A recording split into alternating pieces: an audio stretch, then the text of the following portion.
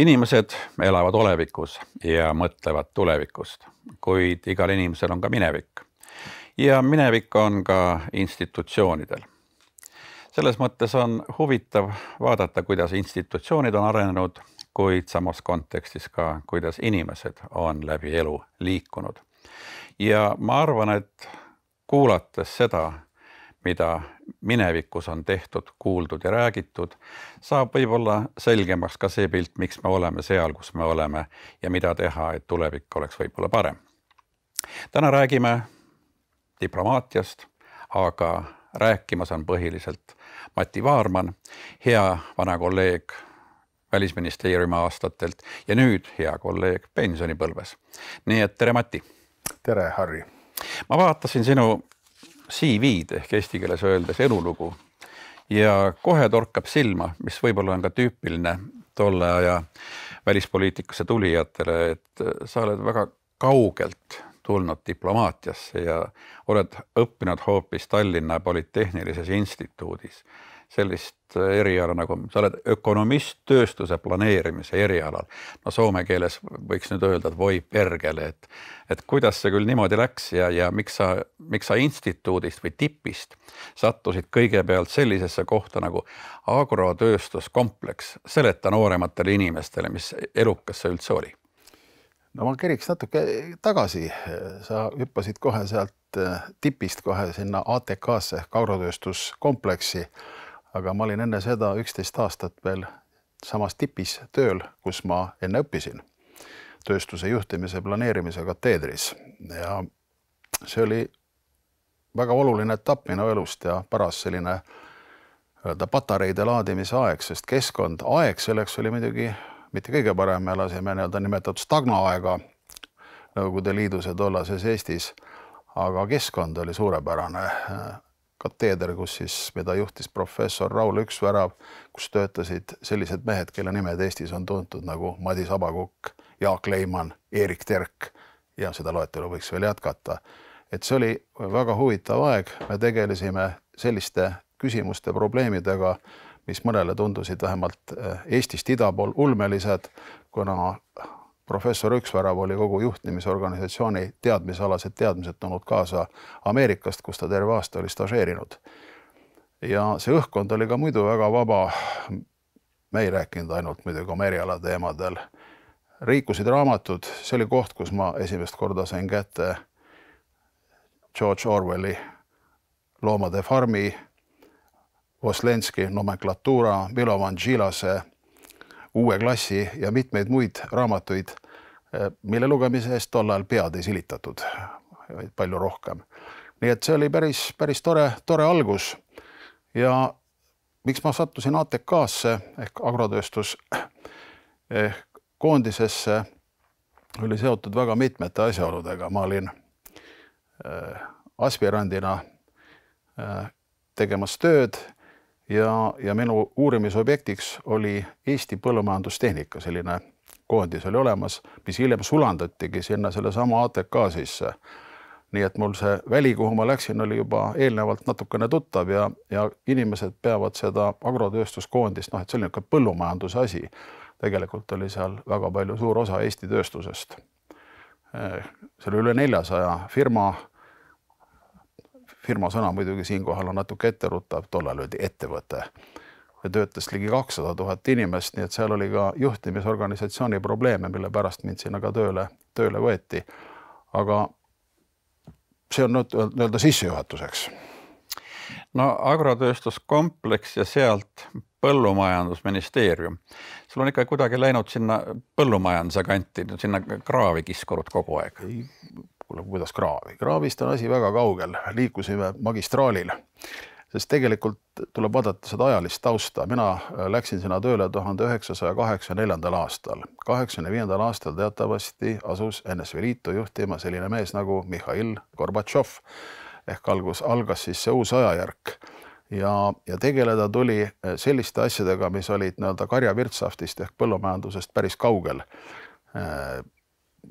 Tuli osaleda igasuste uute moodustiste tegemisel, ma mäletan Pandiver agrofirmat, isegi Pirgu arenduskeskus, kus tehti hoopis muid asju kui põllumajandus. Lõpuks sattus minu kätte ka teemana Eesti-Soome põllumajanduskoostöö, pigem oli see abiprojektid, siis ma kureerisin neid, ma olin küll siis juba ministri nõunikuna, nii et oli põllumajandust, oli ka palju muud. No vähemalt sa olid valitsemisstruktuurides sees, aga siis tuli hüppe kõrvale. Kuidas sa sattusid Välisministeeriumisse? Oli see vist 92? See oli 91. See oli päris alguses. See oli 91 sügis ja siis oli selline aeg, ma olin siis kenasti 40-aastaseks saanud, mitte enam nagu päris poisike. Aeg oli seesama, mida me nüüd ju kenasti tähistame, Eesti taasiseseisvumine, mis oli mulle võimas sünnipäeva kingitus, sellist võimsamat kingitust on nagu raske soovida üldse. Uued võimalused, uued ajad, väljakutseid oli palju ja mulle sai ka selgeks, et Eesti põllumajanduses asjad ei lähe, vähemalt alguses ei saa minema kõige paremini, sest oleme ausad, see talude taastamise projekt, millel oli oma ajalooline õigustus ja kõik muu, sisaldas suure annuse majanduslikku romantismi. Mul tuleb meelde, kui ma käisin Saksamaal tollase ministri palvel, kuna ma ka saksa keelt valdasin uurimas, kuidas hakatakse saksa kolhoose ehk LPG-sid likvideerima, mis seal toimuma hakkab. See oli päris huvitav reis. Need olid DDR-i viimased nädalad. Olin Berliinis ja käisin Berliini läheduses. Siis sai mulle selgeks vestlustes sakslastega, õigemini nende sakslastega, kes olid juba Bonnist saabunud ja kes juba ministeeriumides võtsid juhtohje üle, et Eesti 11,5 hektariline talu, nii nagu enne sõda Eesti talu oli, see ei saa ennast ära elatama. On vaja palju suuremaid üksusi. Ma mäletan, kui ma tulin tagasi sellelt lähetuselt Tallinnasse ja ütlesin ministrile, et rääkisin, et mis eeldatavasti võib meid ees oodata ja talude tagasi tegemisel on väga suured majanduslikud riskid, siis ta ütles, kuule, praeguses poliitilises olukorras seda juttu ei taha mitte keegi kuulda. No nii, aga miks sa läksid või sind kutsuti või sind nimetati või määrati või saadeti välisminni? Ma kõike ei tea. Ma tean seda, et majandusministeerium tollal kiiresti tekkis probleeme, tähendab esimesed välisesindused olid juba rajatud ja Soome, kes muutus Eestile kõige suuremaks majanduspartneriks üleöö. Et sinna oleks vaja majandusnõunikku ja ma kuulsin seda, et majandusministeeriumist oli soovitatud, et on niisugune mees nagu Mati Vaarman, kes on siin Soomega suhelnud, valdab soome keelt, teab ühte, teist ja kolmandat, et see mees sobiks ja siis ma läksingi Välisministeeriumi. Ma mäletan esimest kohtumist, tulin Välisministeeriumisse, kuhu see oli see kunagine partei keskkomitee maja, partei maja, seda koledat partei mööblit veel täis, saabusin sinna. Oli välismajanduspoliitika osakond, kus toas istus üks tüdruk ja 2 noormeest. Tüdruk ei teinud must välja, noormehed küsisid milles asi. Ma siis neile rääkisin, et majandusministeerium on mind nagu soovitanud. Peale peale nad ütlesid, kuulge, siin on meil Välisministeerium, me teeme oma otsuseid siin nagu ise. Ja ma sain nagu kaudselt aru, et ta vist väga teretulnud ei ole, aga üllatuslikult läks üks uks lahti, uksest tuli välja mees, kelle käes oli sigaret. See mees oli Priit Kolbre, nüüdseks juba manalas olev meie endine kantsler. Ja Priit oli tollal välismajanduspoliitika osakonna peadirektor, aga ta oli ka minu kolleeg tipipäevilt majandusteaduskonnas ja küsib, et Mati, mis sa siin teed? Ja ma talle rääkisin, miks ma tulin. Ma ütlesin, et nagu ma aru saan, et ma vist ei sattunud õigesse kohta. Ei, istu maha, räägime. Ja sellest rääkimisest see kõik alguse saigi, see välisteenistus. Sa olid päris alguses seal majas. Mis seal toimus tol ajal? See oli üle võetud, antud Välisministeeriumi kasutusse oli veel vist, kui ma ei eksi, Saksa saatkond kuskil mingil korrusel ja see oli keeruline aeg. See oli hilisem aeg. See oli, kui ma sinna saabusin, see oli 92 jaanuari algus, oli see vestlus. Ma täpselt päeva ei oska öelda, oli see 4.–5. jaanuar, seda mida ma kirjeldasin. See oli puhtalt, siis oli Välisministeerium oli alles, oli kolinud, osa maja oli veel tühi, sest Välisministeerium oli eelnevalt oli Toompeal ja neid inimesi, kes seal töötasid, nii palju ei olnud kui praegu. Ma olin lühikest aega, ma olin kõigest 6 aega, sest juba veebruari alguses juba jõudsin Helsingisse ja enne seda oli ka nii, et mul oli palju õppida, mida ma selle kuu ajaga ikka õppin, lugesin läbi Viini diplomaatiliste suhete konventsiooni ja mitmeid muid tähtsaid pabereid, sest mind ei olnud ju diplomaatiliseks tööks koolitatud ja eks see tekitas ka teatud oma hinges teatud kartus ja ebakindlust, aga julgustas see, et ega tollal kedagi eriti ei olnud seal majas, kes oleks diplomaatiliseks tööks just koolitatud. Kuigi diplomaatide kool juba töötas tollal, aga mina paraku seda ei olnud läbinud. Aga saadeti Soome majandusnõunikuks. Enne kui me selle Soome juurde tuleme, sa ütlesid, et lugesid läbi Viini konventsiooni ja mõned muud paberid. Ja ega tegelikult tõesti vist väga paljudel ei olnud või enamusel ei olnud mingisugust ettevalmistust. Mis võiks olla ettevalmistus? Vaata, tänapäeval on nii, et on olemas diplomaatide kool, ühed on õppinud välismaal, teised on lõpetanud politoloogia, ühesõnaga mingisugused haakuvad asjad. Sina tulid täiesti kõrvalt ja sind visati, võiks öelda, et visati vette, küsimata, kas sa ujuda oskad. Jah, kindlasti ütleme kõiki neid tehnikaid ja tehnoloogiaid, mida siis ütleme üks diplomaat peaks valdama, mind ei olnud selleks koolitatud. Aga see infopank, ma läksin ju esindama Eestit, Eesti majandust, looma majandussuhteid. Meie eelnevast jutust tuli välja Eesti majandust, majanduse tegijaid, otsustajaid, inimesi päris hästi tundsin. Eesti on väike, see töö seal ATK-s ja ka muu tegevus juhtimiskonsultandina varem. Mul oli Eestis, ma tundsin enda arvates, mul oli päris hea ettekujutus, mis siin toimub ja millised on võimalused. Loomulikult Soome koha pealt oli see õrnem, aga siiski ma olin kogu aeg huvi tundnud Soome vastu. Ma olin väga agaralt uurinud ka Soome riiki, Soome ajalugu, ma olin Soome majandusdoktoritöid läbi lugenud ja ma ei tea, mida veel, ei jõuagi siin kõike kirjeldada, et mul oli ikkagi mingisugune pilt olemas. Ja selles mõttes ma nagu ei ütle, et ma nüüd päris tundmatusse kohta vette visatud. Võiks öelda, et mul ei olnud kõiki vajalikke instrumente, seda, mida koolitatud diplomaat omas. Nii et oli learning by doing, sellega tuli tegeleda. Aga kus sa soome keele õppisid ka telekast või? Telekast hakkas pihta ja aitas mu oma õde, kes ta on küll inglise filoloog hariduselt, aga elab Soomes ja on aastakümned seal elanud ja kelle soome keel on perfektne, kes mind sellel teel kõvasti aitas ja ohjas.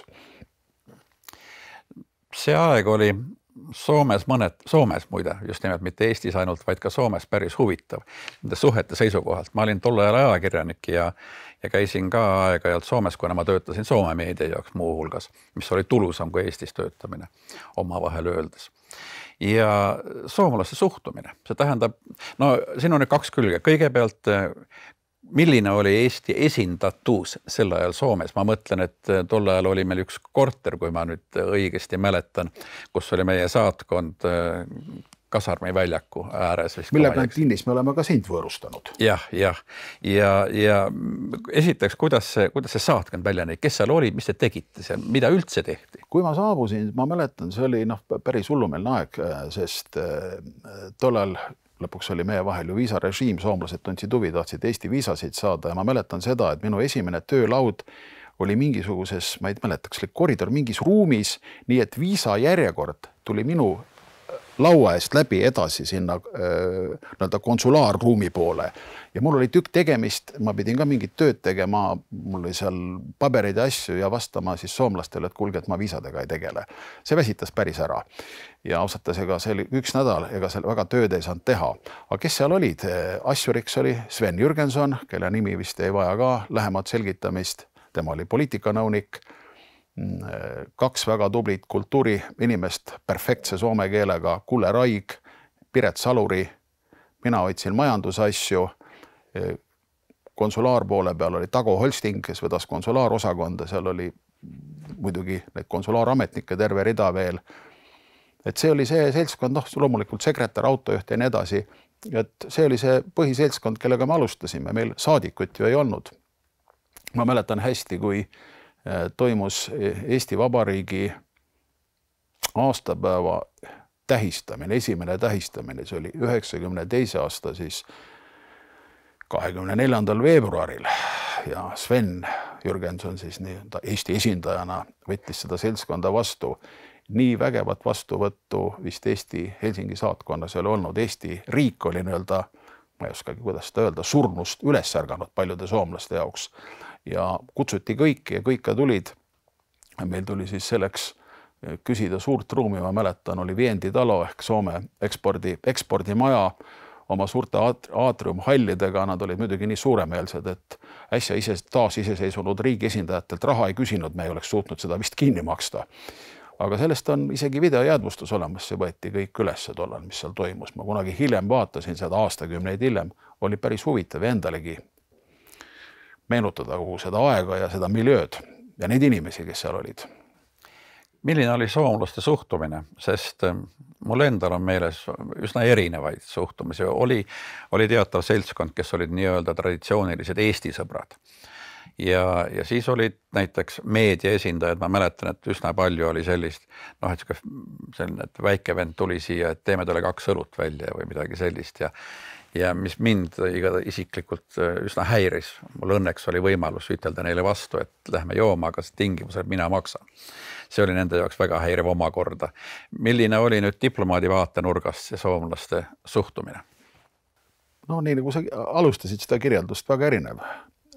Laidasta laidan ehk seinast seinani, äärest ääreni ja loomulikult oli väga palju sellist huvi ja sümpaatiat ja täiesti siirast soovi meid toetada, aidata ja nii edasi.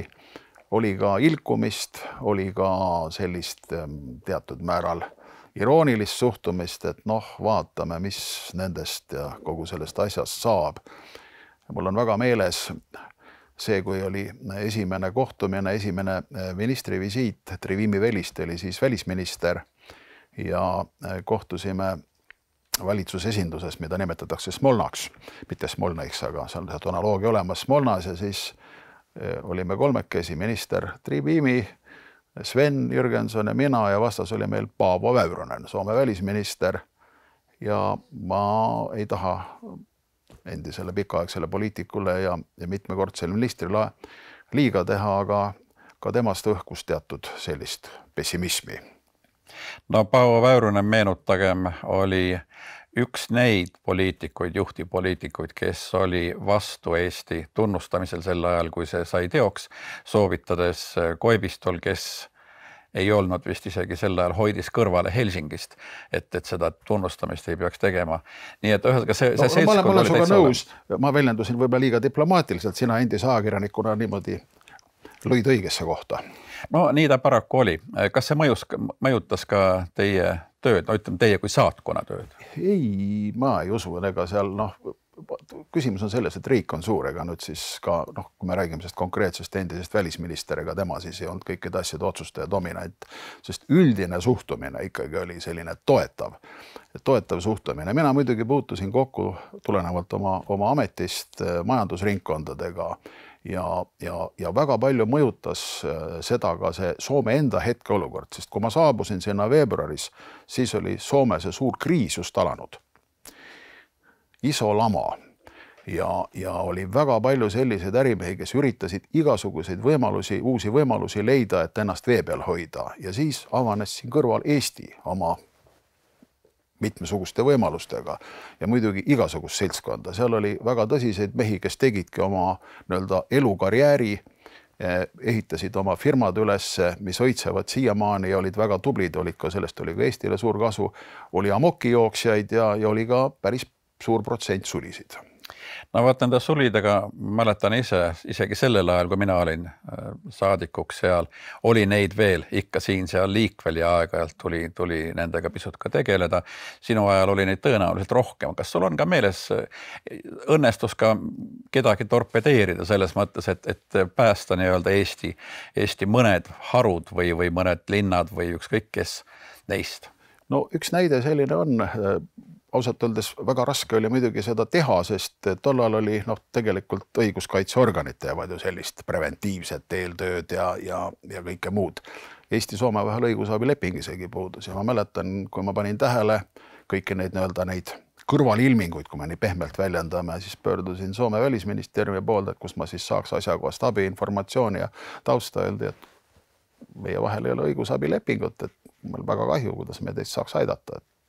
Me oleme siin seaduskuulekad inimesed, teeme seda, mida lepingud võimaldavad, ehk teisisõnu mitte midagi. Ja siis ma lihtsalt võtsin ette ja lõin otsesidemed kriminaalpolitsei ja ka Soome kaitsepolitseiga. Ja need olid informaalsed sidemed, aga need täitsa aitasid, nii et mul on selline näide, kui Rakvere linnapea helistas ükskord ja ütles, et meil on siin parasti käimas läbirääkimised, õigemini läbirääkimiste vaheaeg, et kogu meie jäätmemajandust soovib erastada, üle võtta üks Soome firma, aga meil on teatud küsimused ja kahtlused nende tausta suhtes. Ma ütlesin, et kaua sa mulle aega annad? Ei, nad läksid lõunale, et peale lõunat me tahaks teada. Ma mõtlesin, püha jumal, et loomulikult on võimalused olemas, igasugused andmepangad ja kuhugi saab ka helistada Soomes. Ja ma mäletan, võtsin siis ühele uuele tuttavale politseist kõne, rääkisin, milles asi on, ta ütles, no oota natukene. Ma sain aru, ta uuris arvutist, ütles ja kirjeldas mulle, kellega tegemist on. Tegemist oli selgelt kuritegeliku taustaga inimestega, seal olid eelnevalt juba kohtulikult karistatud, seal olid nende kahtlased sidemed ka Soomest väljaspoole kõik, ilmselt politsei oli nende tegevust jälginud ja ka jälgimas. Ja siis ma kuskil poole tunni pärast helistasin Rakvere linnapeale tagasi ja kandsin talle see ette. Ma mäletan, linnapea ütles, suur aitäh, mul on ainult üks probleem, kas need mehed visata uksest või aknast välja. Seda ma muidugi ei tea, kumba ta siis valis. No siin ongi küsimus nüüd nendest mitteformaalsetest suhetest ja sidemetest, mis on tegelikult diplomaadile üldiselt tihti kulda väärt. Ma võin kõrvalt küsida, et umbes, et mitu konjakit või viskit selle peale kulus? Need kaks politseikomissari jõid viskit. Üks oli selle tegevusega, ma ütleksin, ta oli harinud seda tegema. Nii et üks kahtlus, mis diplomaatide puhul tihti on, et neil on oma suhe erinevate joovastavate jookidega, seda on tööotstarbel tihti päris vaja. Aga ma pean ütlema sulle vahele, et minule viski ei maitse. Nagu vahest peab. Jah, sunnid ennast tõesti töö huvides. Kodumaa nimel. Ma võin lohutuseks öelda, et tegelikult olukorrad on pisut muutunud ka, olid sellised kohad nagu Moskva ja Kiiev, kust tagasi tulles. Soomlastel oli mingi aeg vist, et kui Venemaalt tuli diplomaat tagasi, siis ta kohustuslikus korras läbis alkoholivastase ravi igaks juhu. Kuule, mulle tuleb meelde, teine etapp mu elus, me nüüd rääksime sellest esimesest, kui ma sealt Soomest majandusnõuniku kohalt tagasi tulin, siis tehti mulle ettepanek võtta üle haldusala asekantsleri amet, mis oli, nagu öeldakse, täiesti Greenfield projekt, sest seal nagu õieti midagi ei olnud, tuli kõigest alustada ja seesama teema, millest sa just siin, mida sa puudutasid, tuli ka sellega kokku puutuda. Ma mäletan, ma käisin Soomes uurimas seda, kuidas tegeldakse personali tervisekindlustusega, nende tervise jälgimisega, kõige muuga ja sama asi tuli välja. Mul on väga meeles, kui mulle Soome kolleegid väga lahkelt ja aamelselt kirjeldasid seda olukorda ja ütlesid, et alkoholism on paratamatu kaasnev risk, me ei suhtle sellesse niimoodi, ei võta seda kergekäeliselt ja ei võta ka seda niimoodi kuidagi ortodokselt karmilt, et see paraku nii on. Ja Soome välisministeeriumis oli lausa selline nagu välja töötatud selline protseduur, et kuidas neid inimesi sinna rehabiliteerida, kes siis ütleme selle viinakuradi kätte on sattunud töö käigus. Ja mul on nii meeles, et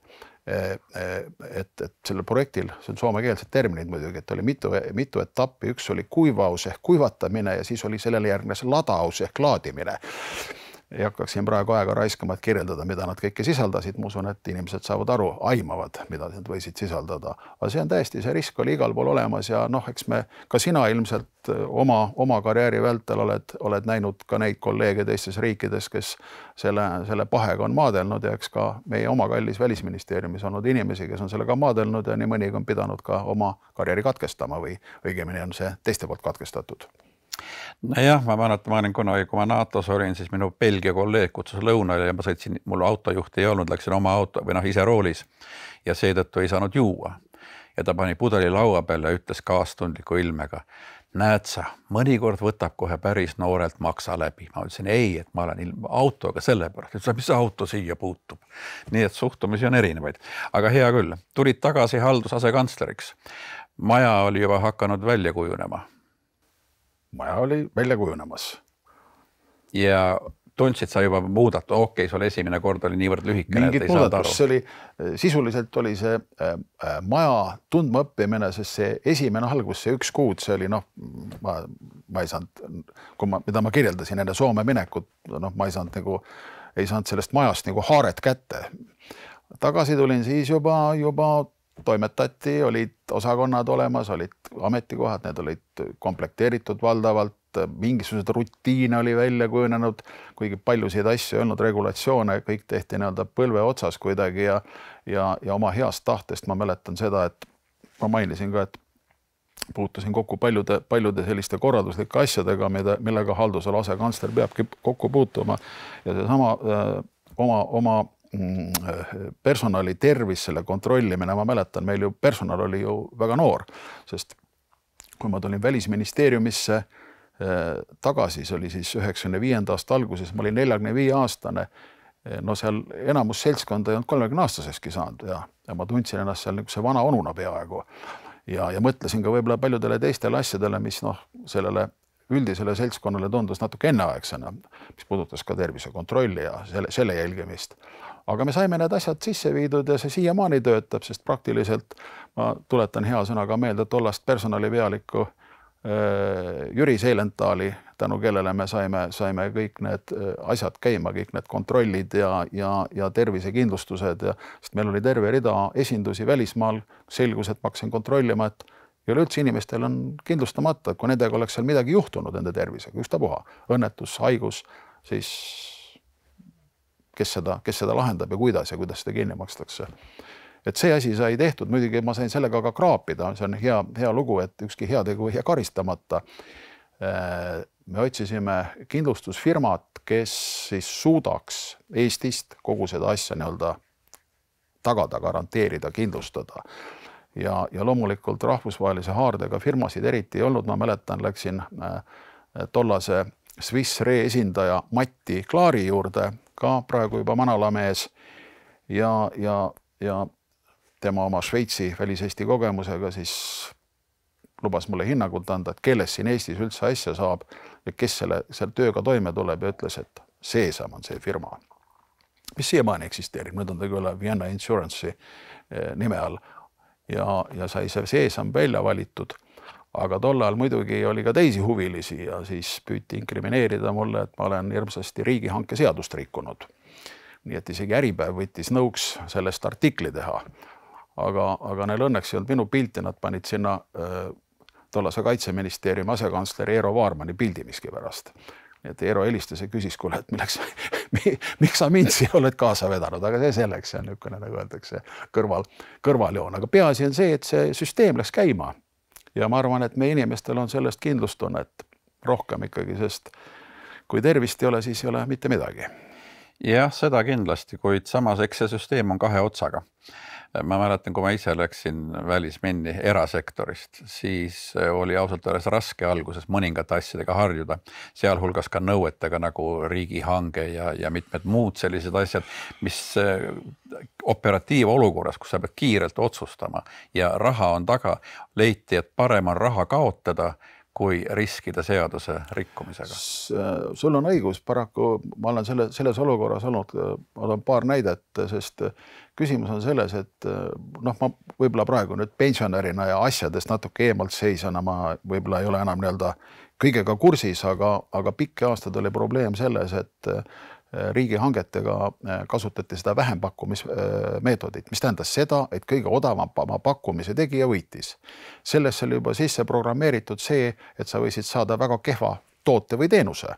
Kuigi need kriteeriumid olid antud, aga ikka midagi juhtub ja mäletan seda, kui me ostsime arvuteid, siis üks firma, kes oli juba varem komistanud, kogu aeg kippus seda võitma, tegi pakkus alla ja meil oli väga raske teda sealt kõrvaldada, kuigi nii kui nad olid selle hanke võitnud, siis sellel järgnes alati hulk probleeme, mille pärast meie IT-osakond siis murdis pead, kuidas neid asju lahendada.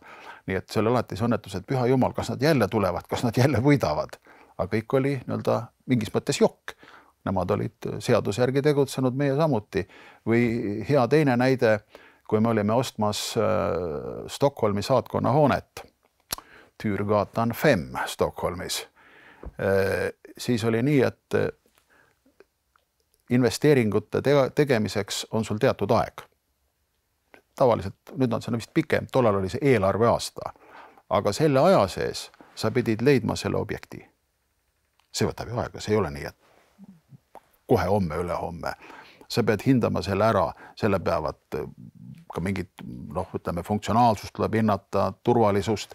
Tihtipeale on nii, et tuleb alustada ka juba seda, et kuidas seda kohandada saatkonna vajadusteks, mingisugused projekteerimishankeid teha, see kõik võtab aega. Ja mul on nii meeles, et kui me seda Stockholmi maja otsisime, siis see aeg lihtsalt sulas kätte ära ja eelarve aasta saigi otsa. Ja me leidsime sobiva maja, kus praegu ongi Eesti saatkond ja oli juba saabunud jaanuar. Ja ma mäletan seda, et ma helistasin tollasele rahandusministrile, Märt Oppmann oli siis rahandusminister, ja ütlesin, et vot niisugune lugu on ja me hakkaks nüüd maja ostma, aga paraku on uus aasta kätte jõudnud ja Oppmann küsis, et kuule, aga kus see raha teil on? Ma ütlesin, et see on juba üle kantud igaks juhuks Svenska Handelsbankenisse. Ta ütles, aga mis sa siin küsid? Et kui te olete veendunud, et see on õige asi, tehke ära. No formaalselt me rikkusime seadust, eks.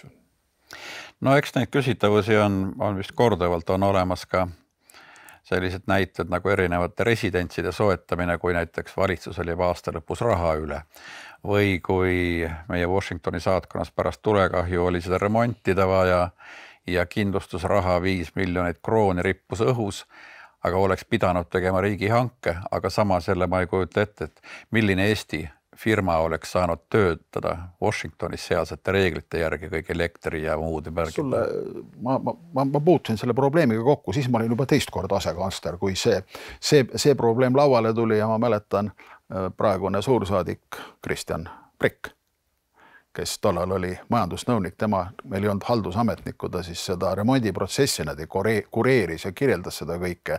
Me muidugi kaugjuhtimisega Tallinnast püüdsime seda ohjata, aga temale langes see kõige suurem raskus. See oligi nii, ameeriklased ei oleks andnud, meil oli selge, ei oleks andnud tööluba Eesti firmale, tähendab selle hanke tegemine, ei oleks kuhugi viinud ja lõpuks oligi, me olime sunnitud võtma selle firma, kelle siis see kindlustusfirma välja pakkus ja kellega oli pehmelt öeldes palju probleeme, nii selle töökultuuri kui ka kvaliteediga, mis paraku meid üllatas, et USA-s sellised asjad võivad nii juhtuda, aga nii nad juhtusid. Ja seega välisministeeriumiga ongi see probleem, et tihti on Eesti siseseid reegleid raske rakendada, kui on tegemist teiste riikide reeglite arvesse võtmisega. Täpselt nii ta paraku on. Me puutusimegi sellega tihtipeale kokku, et Eestis oli mingi regulatsioon välja mõeldud, kõik seda nad ortodokselt püüdsid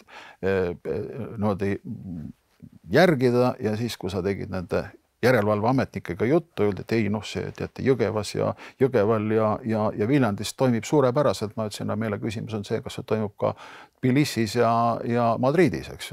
Meie probleem on hoopis teine. No teist korda Soomes, juba suursaadikuna. Mis Soomes oli muutunud või Eesti-Soome suhetes? Muutunud oli päris palju, sest kui 90ndate alguses ikkagi me olime ilmunud rahvusvahelisele areenile ja paljudel oli teatud kõhklusi ja kahtlusi ka meie tuleviku suhtes, nagu me siin juba omavahel rääkisime, siis 90ndate teisel poolel oli juba pilt hoopis teine ja kui Eesti alustas liitumisläbirääkimise Euroopa Liiduga ja oli ka suund võetud NATO-ga liitumisele, siis loomulikult selline ladnalt õlale patsutamine, et poisid te ka kuidagi seal püüdke hakkama saada, see oluliselt muutus. Ja muidugi tekitas ka täiesti uuelaadseid probleeme hiljem, sest ma toon lihtsa näite Eesti uuest ohvitserkonnast alguses väga paljud said koolituse Sandahaminas ehk Soome sõjaväeakadeemias. Ja siis, kui me hakkasime juba NATO-ga liituma, rääkimata sellest, kui me liikmeks saime, loomulikult see praktika lõppes ära, kuna lihtsalt põhjusel, et Soome ei ole NATO liige. Et tekkis uusi olukordi ja uusi vaateid ja peale selle muidugi tekkisid ka uued väljakutsed, sest minu üheks ülesandeks oli tagada, et Soome toetaks. Soome oli ise 95. aastal Euroopa Liidu liikmeks saanud, et Soome toetaks Eesti liikmelisust. Ja see asi ei olnud muidugi väga suur probleem, valdavalt Soome toetas, aga siiski oli jõudusid, kellele see ei meeldinud. Ja kas nüüd päris strateegilistel või olupoliitilistel, taktikalistel kaalutlustel püüdsid nad välja näidata, et see neile ei meeldi. ja näiteks ametiühingu liikumine, kes siis, ma mäletan seda, kui tollane SAK, Soome Ametiühingute Keskliidu esimees, andis Kauppalehtile intervjuu ja ütles, nojah, nüüd on Eestist tulemas 400 000 töötajat Soome, kes siis muudavad Soome tööturu olukorda ja muidugi mitte paremuse suunas ja nii edasi. Ja mina muidugi natukene vihastasin selle peale, ma olin pettunud selles, et noh, kus see arv on võetud ja ma mäletan tollane minu ka üks järeltulijast majandusnõunik Marje Luup, see Marjele, et kuule, ole hea, et mine käi seal SAK-s ära ja vestle selle härrasmehega ja küsi, et kus ta need arvud on võtnud. Ja Marje siis käis ära ja ütles, et vestlus oli päris niimoodi avameelne sõbralik olnud ja kui ta oli seda küsinud, siis oli saanud vastuseks, et ega siin nagu mingit arvutust taga ei ole, aga et talle sellele ametiühingujuhile tundus, et see arv on sobiv ajalehe pealkirja jaoks. Et noh, sellised võtted ka kasutati ja oli ka muid asju, aga üldiselt me püüdsime seda mõjutada selliselt, et mitte minna ise vaidlema meediasse selle üle ja õigustama, sest kõigile on selge, et kui mina hakkan Eesti positsioone valjuhäälselt igal pool õigustama ja kogu meie suunal tehtavat kriitikat ümber lükkama maha tegema, siis saadakse aru, et ma teen oma tööd, teenin oma palka välja. Kui seda soomlased ise teevad, Soome arvestatavad autoriteetsed inimesed, siis on see hoopis teine. Ja selles suunas ma püüdsin tegutseda ja kas see õnnestus? Ka õnnestus. Meil oli ikkagi juba poliitilisel tasandil oli sõpru ja mõttekaaslasi ja liitlasi ja kui ikkagi mõne partei juhtisik, parlamendisaadik ütleb seda, see kõlab palju vägevamalt ja usutavamalt Soome inimese jaoks kui see, et Eesti saadik seda räägib.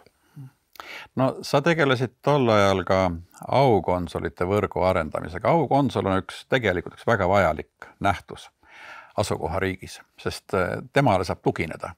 Ja ma pean tunnistama, et näiteks Turus, kui ma olin Soomes, siis Turu aukonsulaat andis meeletul hulgal välja ka igasugused dokumente ja kõike, nagu meie tollane aukonsul ütles, et ta on maailmarekordi omanik teise riigi dokumentide väljaandmise osas, nii et sina tegelesid sellega. No mulle tundus, et kui sa tuled uude asukoha maasse, sul on paratamatult mingi programm ja lõpuks ka väljasaatmisel küsiti Välisministeeriumis, et mis sa siis kavatsed teha. Peale nende jooksvate asjade, mis ad hoc sulle ette jooksid, mida oli, mis võttis enamuse ajast ära, oli mingi programm ja minu jaoks oligi seesama toetuse saavutamine ja selle hoidmine Euroopa Liiduga liitumisel, keskne eesmärk, majandussuhete jätkamine, investeeringute elavdamine, kuna mul oli see majandustaust ja ma tundsin ennast sellest kindlamini ja kodus ja siis võtsin kõrvalt veel aukonsulite siis leidmise ja konsulaatide avamise ja õnnestus neid lausa 4 tükki tollal avada. Siht oli küll kaugemal ja soov oli laiemalt, aga see ei ole nii lihtne. Nii et esimene oli Kotkas, kelle Aulis Raudi ja paraku ka Manala mees, väga tubli aukonsul, kelle käes oli kogu Kymenlaakso ja ütleme see Kagu-Soome kant, Tampere, Jorma Törönen ja sama Turus oli aukonsuliks, muide Turu ülikooli rektor ja kuna üldiselt on nii, et aukonsul peab olema majanduslikult iseseisev, aga Soomes ülikoole finantseeritakse ka riigieelarvest, kuigi räägitakse ülikoolide autonoomiast, siis selleks oli vaja eraldi otsust. Ma pöördusin presidendi kantseleisse, ma mäletan tollane kantselei pealik ja ka hilisem saadik Eestis Kalela ütles, et kuule, Mati, et sellega ei ole probleemi, tehke ära. Et me ei hakka siin pilli lõhka ajama, et see on tõesti niisugune piiripealne juhtum.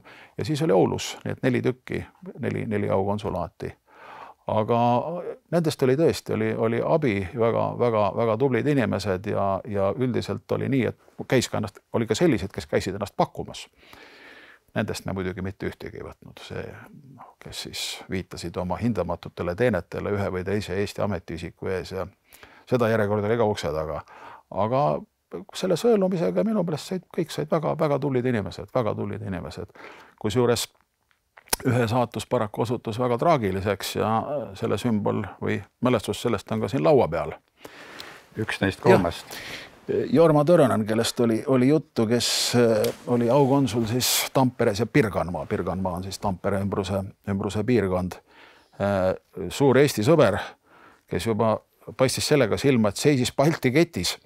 Tal oli Eestis siin ärihuvisid ja oma tütarfirmasid ja kõike muud ja tore mees ja Tamperest ajas Eesti asju. Aga tema saatus kujunes traagiliseks. Tal oli veel varasemast ajast oli ehitusprojekteerimise ja konsulteerimise firma omanik, oli Araabia maades tegutsenud ja kui Saddami režiim oli kukutatud, siis leiti, et nüüd on aeg hakata uuendama neid majandussidemeid ja ta oli kõige esimeses Soome ärimeeste delegatsioonis Bagdadis. Paraku kõrvalt sõitvast mootorratast tõmmati valang läbi selle väike bussi, 2 inimest sai surma, üks nendest oli tema. Nii et minule see kell meenutabki teda ja tema aeg ei seisma, meie aeg käib edasi.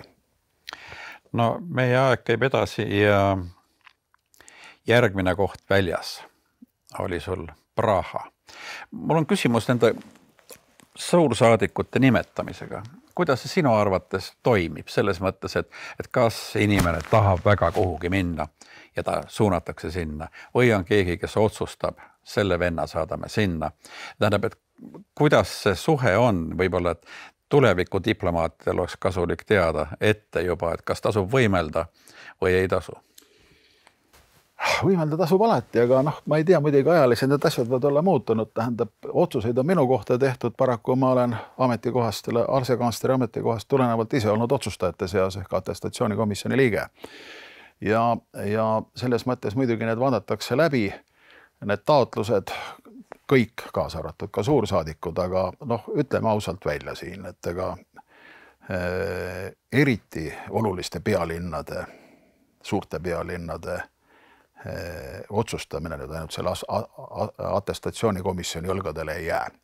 Nii on see paraku olnud ja ilmselt on ka tulevikus ja sellel on ka oma loogika sees.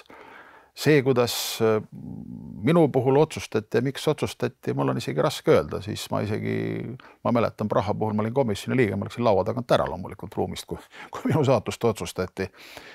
Aga peab olema teatud huvi selle asja vastu ja ausalt öeldes ega siin väga paljugi sõltub ka juba eeltööst, ega personali osakond hakkab ju eelnevalt juba vaatama. On ju teada rotatsioon, et selles linnas, selles saatkonnas sellel inimesel hakkab aeg täis saama, tuleb uued leida, hakatakse ringi vaatama, otsima, sest Prahasse mineku puhul ma ikkagi sain selleks valmistuda, mul oli teatud lootus ja kindlus, hakkasin tšehhi keelt õppima, seda ei tee ju 1-2 päevaga ja et nii ta läks. No võrreldes Helsingiga oli Praha rahulikum, sest siin on nagu üks teatav vastuolu. Kui sa oled suures saatkonnas, siis tegelikult on mõnes mõttes saadik parem olla esinduse juht, kuna kui sa liiga palju ei käi alluvatele peale, nad teevad ise oma töö ära. Aga kui sa oled rahulikus kohas, siis üldreeglina tähendab see, et saatkond on väike, mis tähendab, et saadik peab suvel vihklema nagu tummleilis, kui on kõik teised on puhkusel ja tegema kõike. Sul on jumalast õigust. Küsimus ongi, et meie mõistes, Eesti välisteenistuse mõistes Helsingi saatkond oli suur saatkond, meil oli seal 10 inimest, oma diplomaat oli juba parasjagu ja peale selle veel need erialadiplomaadid ehk kaitseatašee, politseil oli oma esindaja ja nii edasi, eks ju. Et inimesi oli parasjagu ja selles mõttes tuli ka, ütleme, tegeleda saatkonna juhtimisega, kuna see oli juba selline kooslus. Kui ma olin Prahas, kus olin mina, teine diplomaat, sekretär, autojuht, et mis sa siin ikka nii väga juhid, eks ju.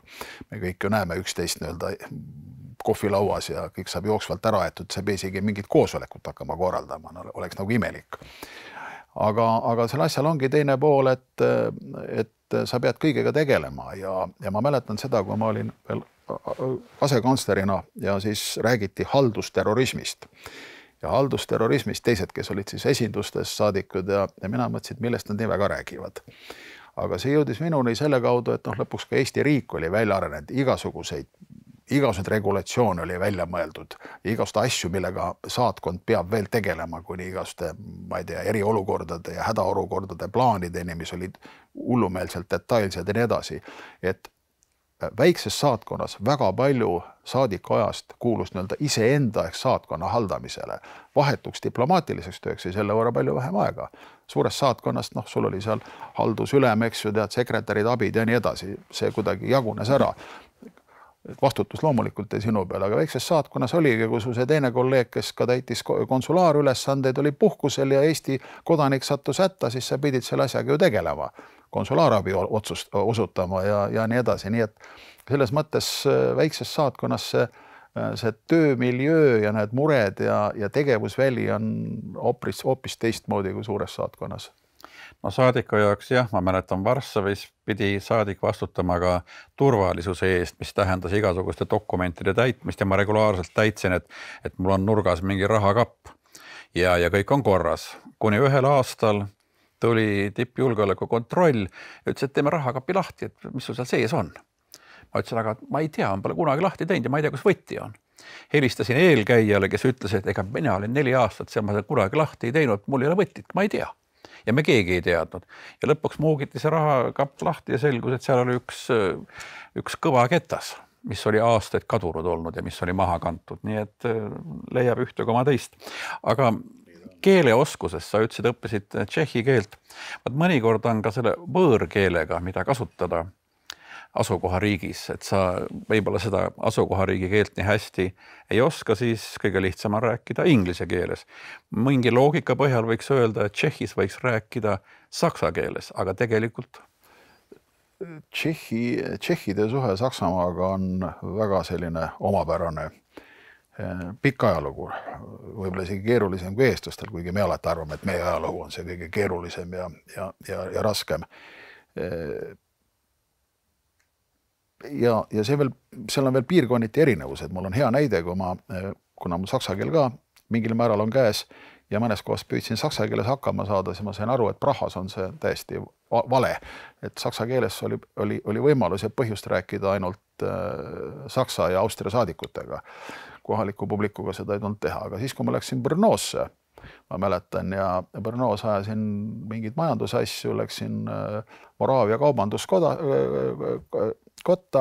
ja koja president võttis vastu ja loomulikult hakkasime inglise keeles rääkima, business language, eks ju. Mees ütles, et kuulge, aga võib-olla räägiks ikkagi saksa keeles. Nii et sõltub territooriumist, aga seal oligi, Moraavia vaatab Austria suunas ja Austriaga ei ole selliseid komplekse ja selliseid ajaloo lasti seljas, nagu on Saksamaa suunal, mis tuli selle Tšehhi ehk Boheemia poole peal välja, nii et nii ja naa. No Prahas käigust on sul kaasas üks väike pildikene siin laua peal. Ja kui ma vaatan, siis ilmselt on tegemist Eesti saatkonnaga. Täpselt, see on nendest asjadest ja asjakestest, miks ma selle kaasa võtsin, ausalt öeldes sellist ilusat ja stimuleerivat keskkonda nagu Tšehhimaa, kuldne Praha ja ka Eesti saatkonna hoone. Mul ei olnud enne ega ka pärast. Ajalooline hoone, mille portaalil on tegelikult nimega maja, Dom Modriliški, sinise rebase maja, selle sinise rebase kujutus on bareljeefi peal ka seal ukse kohal ja seal on dateering, see on 1400 millegagi. Maja, nagu ikka, hiljem on ka natuke ümber ehitud, aga täiesti ajalooline maja ja see oli ikka tõesti unustamatu koht, rääkimata sellest, et sellist publicityt ükski Eesti saatkond vist ei ole saanud, sest need turistide hordid, mis läbivad Prahat, need marsruudid viivad sealt läbi. Meil oli 10 kaupa turismigruppe alates, nagu öeldakse, Dallasest kuni Tokeni ja ma ei tea milleni, kui selle öeldi, et siin on Blue Fox House, kus, nagu te näete, on Eesti saatkond, eks ju. Kiit seletas, meil oli tihtipeale probleem, et uksest välja pääseda, sest kogu aeg oli publik oli ees turistide näol. Aga see selleks, aga maja ise oli ajalooga tähelepanu objektiks, aga seal oli ka, tore oli töötada. Tšehhid on sõbralikud inimesed, nende harjumused, arusaamad, nägemus maailmast on väga sarnased meie omadele. No see saarekene jões silla lähedal on ka tuntud selle poolest, et aeg-ajalt ujutab üle ja oli ka üks väga tuntud suur üleujutus. Saad sa võib-olla näidata pildi peal, kui kõrgele vesi tõusis? See vesi tõusis 2. korruse põranda peale, nii et loomulikult oli kelder, sügav kelder täis, kogu esimene korrus laeni ja teise korruse põranda peal ka. Ja siis oligi õnnetus selles, et serverit oli nagu püütud päästa, aga paraku vesi jõudis serverile järele, nii et ka saatkonna server uppus ära. Noh, te muidugi võib arvata, mis tagajärjed sellel saatkonna tööl olid. See juhtus minu eelkäija Eve Külli kala ajal ja tema muidugi kõike seda vaeva nägi ja ma olen sellest pilte näinud. See oli üks väga sümboolne pilt, meie saatkonna ligidal on kuulus Karli sild, sealt on mingisugune 100 meetrit ja siis on pilt, kuidas taava on tõusnud kohutavalt kõrgele ja Karli silla peal on Václav Havel, kellega mul ka on au kohtuda ja Václav Havel siis vaatab sealt mureliku näoga silla pealt alla praktiliselt nii, et käega võiks juba peaaegu hakata vett katsuma. Natuke rohkem maad, aga sealt on ju muidu laevad, sõidavad alt läbi. See oli suur katsumus tollal, aga Eve Külli kangelaslikult tuli sellest välja ja saatkond sai jälle tööle. Kui mina kohale tulin, siis olid sellest ainult nagu öeldakse mälestused jäänud. Jah, Eve Külli selgitas, kuidas ta keldris olnud viinapudelitele kleepis tagasi silte, et neid siiski kasutada saaks tulevikus veel, sest aeg-ajalt oli seda vaja töömeestele anda, aga see selleks. Ja järgmine koht oli sul Riia. Ütle, miks pärast Riiasse alati nii suur tung? Kas ikka see lähedus või? Minu puhul see mängis ka rolli. Ma ei tee saladust, ega kõikidel diplomaatidel ju lõpuks peale selle töö on oma pereliikmed ja elu ja lõpuks ma olin olukorras, kus mu ema elas viimaseid aastaid ja mu naise vanad kõik vajasid mingit järelvaatamist ja hoolitsust ja Riiast veel jõudis seda kuidagi hallata. Kaugemalt oleks olnud peaaegu võimatu ja see oli üks põhjus, aga loomulikult mul oli ka huvi oli Läti vastu. Ikka need otsused on, nagu öeldakse, tuginevad väga mitmetest erinevatest impulsidest, et see isiklik elu on nende seas üks, aga see oli ka päris oluline. Et mind see Läti täitsa siiralt huvitas ja ausalt öeldes see oli väga huvitav kogemus, eriti sest mul ongi Soome on meie põhjanaaber, Läti on lõunanaaber ja mind üllatas sa avastad seda riiki. Meil Eestis, mis mind häiris seda, ma räägin seda suhtumisest laiemalt ka Soomes. Ma olin Soomes saadik sel ajal, kui Eestis oli nagu kombeks rääkida soomlastest kui porodest, eks ju.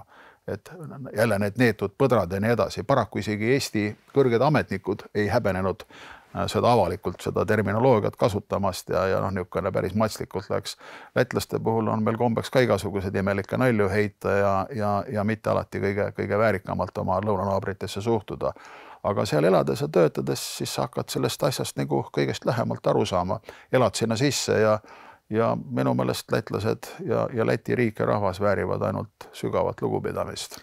Ja see tuletab mulle meelde, kui ma olin Poolas ja regulaarselt sõitsin läbi Leedu ja Läti, siis mulle tehti selgeks, mida tähendavad numbrimärgid. Läti on teatavasti LV, see on lisavarvas. LT on Leedu, see on Läti taga ja Poola on PL, mis on peale Leedut. Aha. Nii et rahva looming ei kao kuhugi, see ikka elab. Seal on väga huvitav, Läti puhul on üks asi. Meil on, öeldakse nii, et mis ühendab inimesi ja ka rahvaid. Jagatud aeg ja jagatud ruum. Lätiga on meil seda päris palju läbi ajaloo.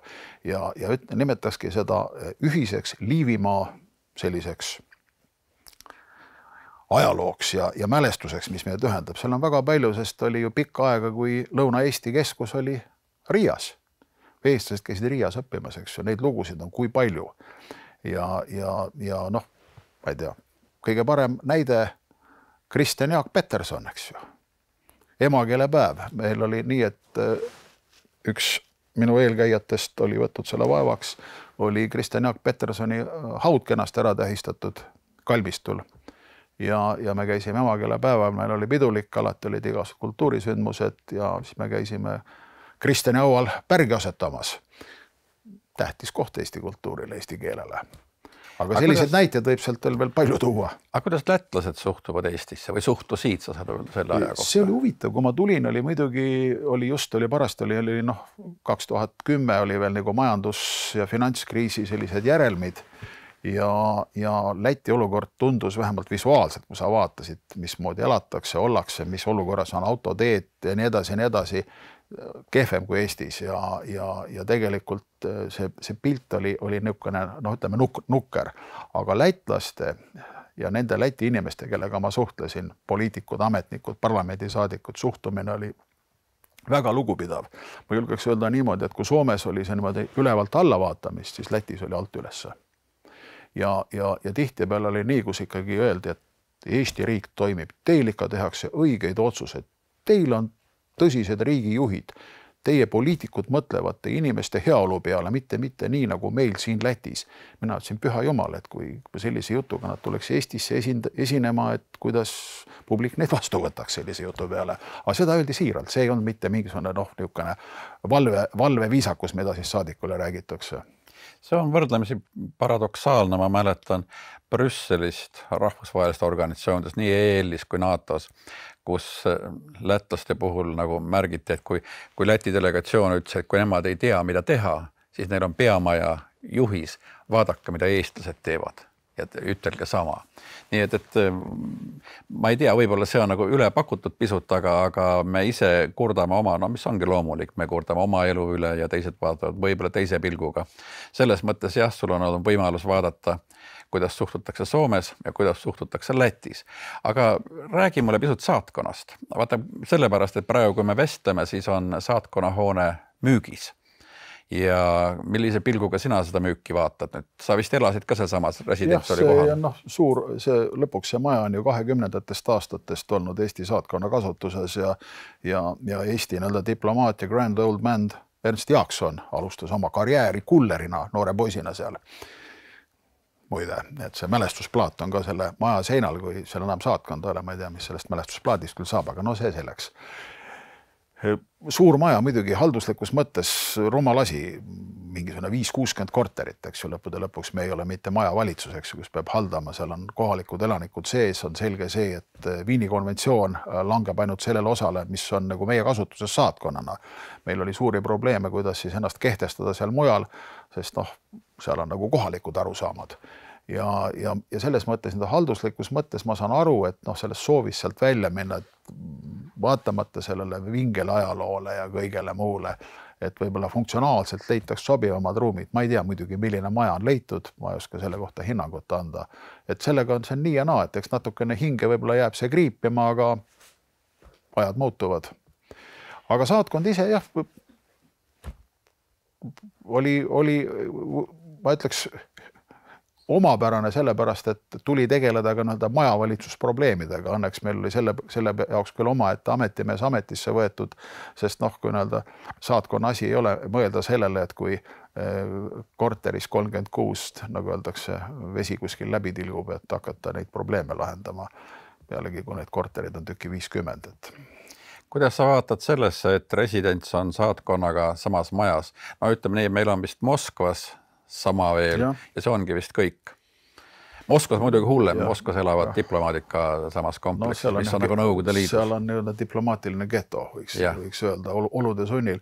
Ei natuke omapärane, meil oli ka meie oma diplomaadid elasid samas majas, et aga see seda privaatsust väga häirinud, kuna maja oli nii suur, oleks me kõik, oleks neid korterid nii palju olnud kui meie diplomaate, aga diplomaate oli niimoodi sõrmedel lugeda, aga nagu ma ütlesin, korterid oli 50, et me hajuseme sinna maja peale nagu ära. Aga eks ta muidugi natukene teistmoodi oli, sest saadiku elu sa ise ka omast käest tead on nii, et 7.24 ja siis vahepeal, nagu öeldakse, susse jalast võtmata läksid korrus allapoole arvuti taha. Et see koduse ja töö vahe, see läks vähe uduseks, aga mitte liiga häirivalt. Kui kaugel sa oled elanud saatkonnas? Ma mäletan, et Helsingis olid sa vist Kulosaaris. Ja sealt tuli ikka sõit. Kulosaarist tuli sõita ja see oligi huvitav, et ma mäletan, see sõiduga oli see, et ma mäletan, tollal oli veel helikopteriühendus Tallinna vahel ja siis ma ükskord võtsin aega, ma tulin siis siit linna välisministeeriumist, ma mäletan, minister Ilves kutsus miski pärast välja, mingi asi oli, ma ei mäleta seda teemat, aga sellega oli kiire, ma tulin Tallinnasse ja siis viidi mind autoga sinna linnahalli juurde, seal mingit ootaega või terminali aega õieti ei ole, et nagu tulin kohe, näitasin pileti ette kohe helikopteri peale, kohe lendu. Lennuaega oli 18 minutit. Hernesaari, mis muide on enam-vähem samas piirkonnas, kus Eesti saatkonna auto oli vastas. Ma olin alla poole tunni, olin Eesti välisministri kabinetist oma töötoas. Teises riigis, teises linnas. Aga kui ma Kulosaari sõitsin tipptunnil, siis ma nagu poole tunniga hakkama ei saanud. Nii et selles mõttes see võrdlus peab paika, et see natuke kaugem koht. Aga tulles korraks veel Läti juurde, siin on üks huvitav raamat, ma võtan selle korraks kätte ja miks kõige huvitav on siin kuskil sinna. Siin on mitte tiitellehel, vaid ees on Mati Vaarmanile. No, mida see tähendab? Nüüd see on Eesti-Läti sõnaraamat pühendatud Mati Vaarmanile. Millest küll selline au? No, vaata, hea Harri, me oleme siin nüüd rääkinud mitmetest asjadest ja päris pikast ajast ja teemasid on palju enda muidugi. Me oleme mingisugusest väiksest segmendist jõudnud rääkida oleks väga paljudest asjadest ja muidugi üks asi, mis mind alati on selle diplomaadi ameti juures on köitnud, eriti kui ma olen suursaadikuna, on kultuurikoostöö.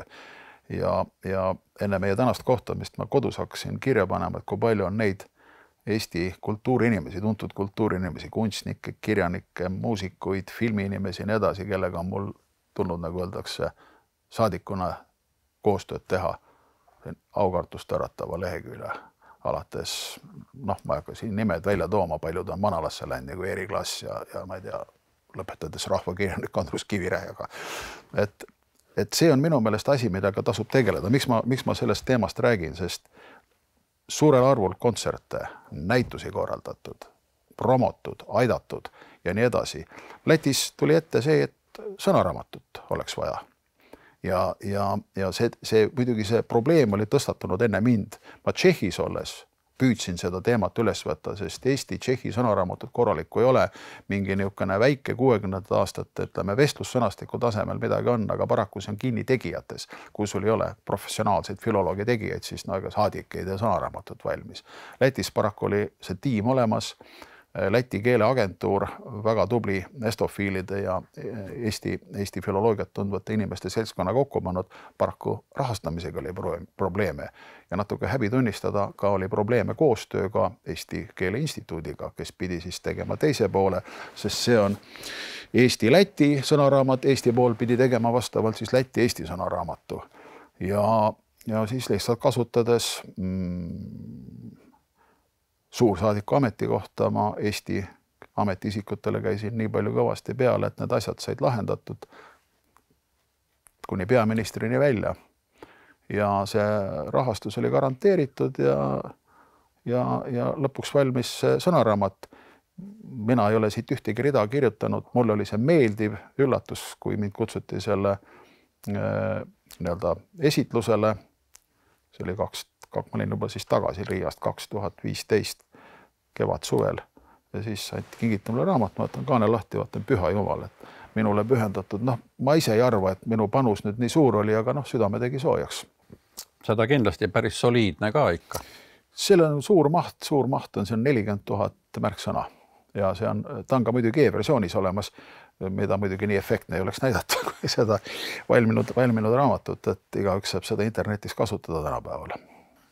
Aga võtaks selle jutu nüüd kokku hinnangulise osaga. Kuidas Eesti diplomaatia on muutunud nende 20 aastaga, mis sa oled siin olnud? No sul on tegelikult, võiks öelda praktiliselt, et peaaegu sama pikk staaž, kui on Eesti taas iseseisvunud vabariigil. Kas sa näed ka, minul endal oli aegalt nagu tunne, et varem nagu tehti seda välispoliitika, elati selle sees. Nüüd tehakse mitte välispoliitikat, vaid karjääri. See hakkas silma, sest vaata, ajad on erinevad, eks. Minu kogemus on umbes veerand sajandi pikkune, 25 aastat välisteenistuses. Ja kui me tulime, sa küsisid ka, et miks sa siia tulid või milliste teadmiste oskustega tulid. See kõlab võib-olla natuke õõnsalt, aga teatud missioonitunne meil oli tollasel seltskonnal, et nüüd on Eesti riik on taas sündinud, teeme seda riiki, arendame neid asju, mida olude sunnil ei saanud teha ja me ütleme, see motivatsioonitase oli üpris kõrge ja ma mäletan ka Lennart Meri, meie endine president ja saadik, tollane minu ülemus, kui ma esimest jaksu olin Helsingis, temal oli ikka, et 7.24 tuleb Eesti asja ajada. Aga sõltumata ka ainult Lennarti üleskutsetest, see oli nagu sisemiselt sees ja taheti teha ja ei küsitud sellest, mis kell on ja kuidas saab ja kas saab ja leiutati, palju tuli põlve peal leiutada. Muidugi seda võimaldas ka natuke see, et ei olnud kõiki regulatsioone, vabadust oli selles mõttes rohkem, nüüd on igasugused reeglid, seda reeglistikku on ilmselt liiga palju, isegi kõik on nagu paika pandud, peab täpselt loovima, et mitte sattuda reeglite rikkujate seltskonda, millega kaasnevad sanktsioonid, karistused. Ja see on üks külg, aga teine külg on see, et ilmselt inimesed on ka karjääriteadlikumad ja oleks ka imelik eeldada, et nüüd tullakse sellise missioonituhinaga. See oleks umbes sama kui öelda, et kuulge, et meil oli siin laulev revolutsioon, korraldame midagi samasugust samamoodi praegu. Ei korralda ju. No kena, aitäh sulle, Mati, ja üks lühikene küsimus, et kuidas on pensionil olla pärast sellist tööstaaži? Annab harjuda ausalt öeldes ja ma ei ole seda täiel määral nautinud, aga selle kohta on ilus asi muidugi. Vaata, ma peaaegu 7 aastat sai Soomes elatud kokku ja kasutan need soomlaste ütlusi, et seal on ka ütlus, et noorus on kingitus, vananemine on kunst. No selle kunstiga sa praegu tegeled ja nendele, kes satuvad seda vestlust vaatama ja kes satuvad töötama Välisministeeriumis, siis lisaks karjäärihimule võiks olla ka missioonitunnetust ja tegelikult võtta seda kõike loominguliselt ning mõtelda aeg-ajalt väljaspool karpi või kastikest. Aga veel kord, aitäh, Mati Vaarman, ja jätkame mõlemad pensionipõlve. Aitäh sulle!